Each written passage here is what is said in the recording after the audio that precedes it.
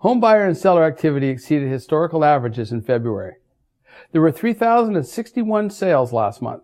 This is up 21% compared to last year and sits about 20% above the 10-year February average. In terms of listings, there were 5,425 homes listed for sale in February. That's up 15% from last year and is 11% higher than the 10-year February average.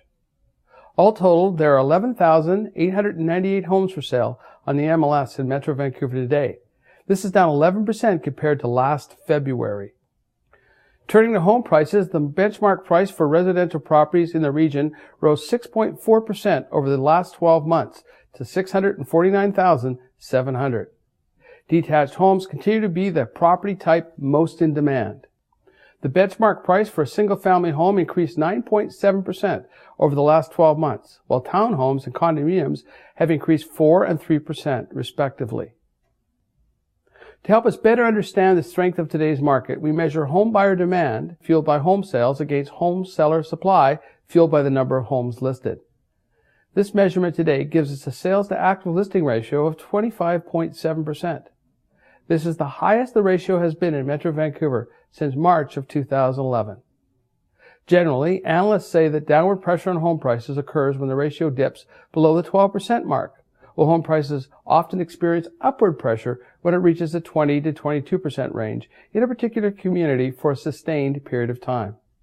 This brings us to this month's Realtor View segment. The Realtor's View highlights a specific insight or trend in the housing market. This month, we're looking at effect of demand on our housing market. Let's start with the basic economic principle that prices rise when demand outpaces supply. To gauge this within our housing market, we measure the difference between home sales and home listings. This is why the sales to active listing ratio is such an important statistic for identifying the state of the market. Next, we look at how long it's taking, on average, for a home to sell in the market. This is another key indicator that underscores the effect demand is having on supply of homes for sale. As you can see here, there's a close relationship between these measures and fluctuations in home prices. Analyzing these numbers together helps us better understand what's happening in our market. For further housing and market information, go to the News and Statistics section of this website. For the Real Estate Board of Greater Vancouver, I'm Ray Harris.